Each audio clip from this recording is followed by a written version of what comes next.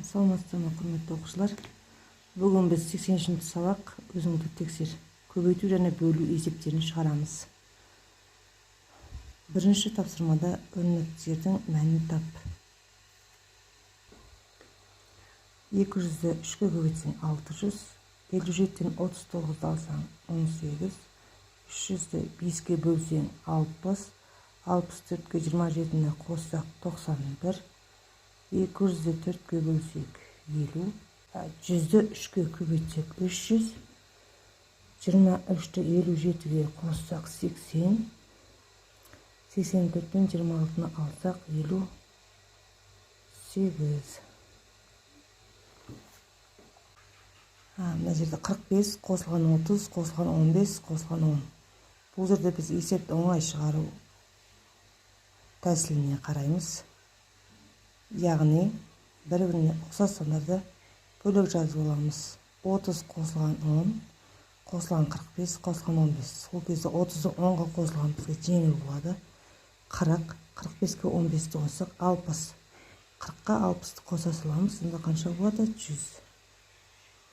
35-ті 5-ке бөлсек 7. 7-ні 4-ке көбейтсек 28. Келесі есепке барсақ, бірінші жақшаның орындалады. 33-ке 14-ті қоссақ 47.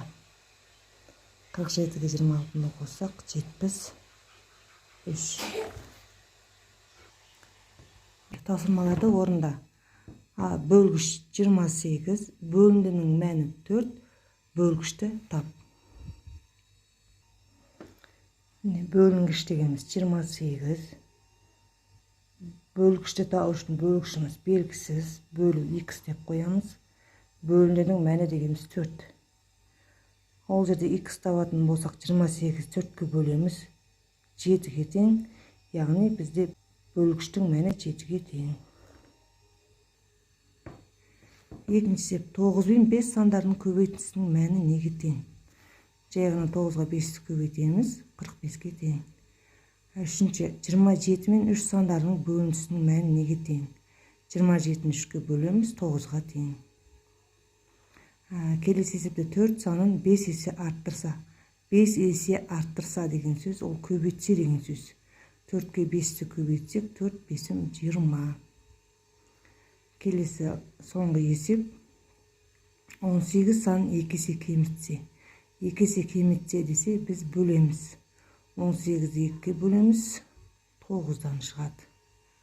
Түсінікті шығар, е? Келесі үшінші есепте 9, 5 және 45 сандарын пайдаланып 4 тура теңдік құр. Ол теңдікті бұлай құруға болады. 9-ға 5-ті көбейтсек 45. Екінші теңдік 45-ті 9-ға бөлсек 5. Үшінші теңдік 45-ті 5-ке бөлсек 9. 5-ті 9-ға көбейтсек 45 деп жазсақ болады. Төртінші есепте 7, 2, 14, 9, 5, 45, 7, 2, 14, 5, 9, 45 сандардың орындарын ауыстырған. 14 2-ке бөлсек 7, 45-ті 9-ға бөлсек 5, 14-ті 7-ге бөлсек 2, 45-ті 5-ке бөлсек 9.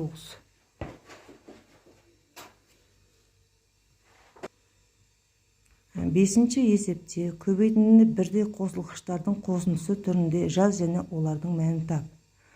30 көбейту 2, 40 көбейту 2, 200 көбейту 3, 100 көбейту 5, 300 көбейту 3, 200 көбейту 5.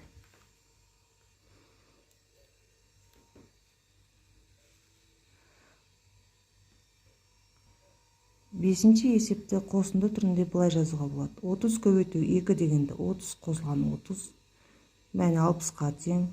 40 көбейту 2-ні 40 қосылған 40 тең 80.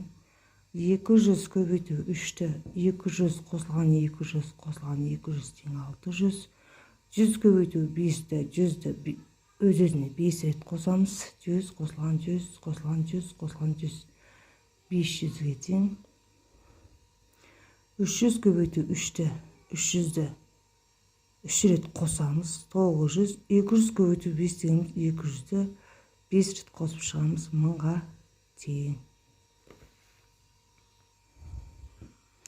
Алтыншы есепте есептерді шығар. 3 қораптың әрқайсында 5 кәмпиттен бар. Осы қораптарда барлығы қанша кәмпит бар?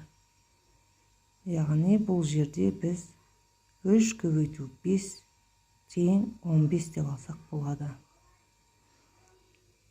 Екіншісінде 12 алма 3 тәлікке тең бөлініп салынды. Бұл жерде бөлу амалын қолданамыз. 12-ні 3-ке бөлеміз, 4-ке тең болады. Алтыншы есептің өрнегі былай жазылады.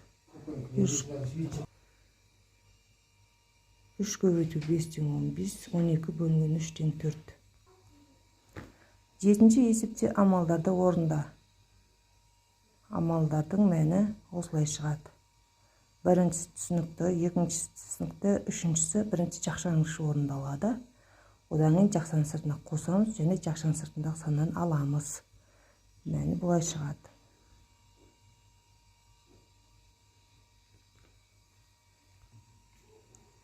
Сегізінші есепте Сәкен дүкеннен сурет дәптер сатып алды.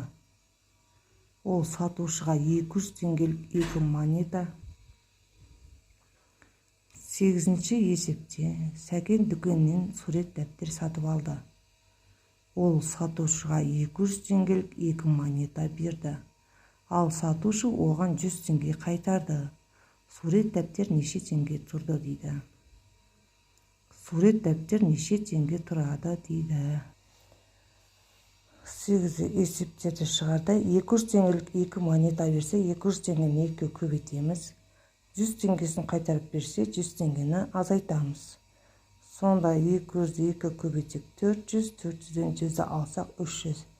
Яғни сурет дәптердің бағасы 300 теңге болды. Каналыма тіркеліп кетуді ұмытпаңыздар.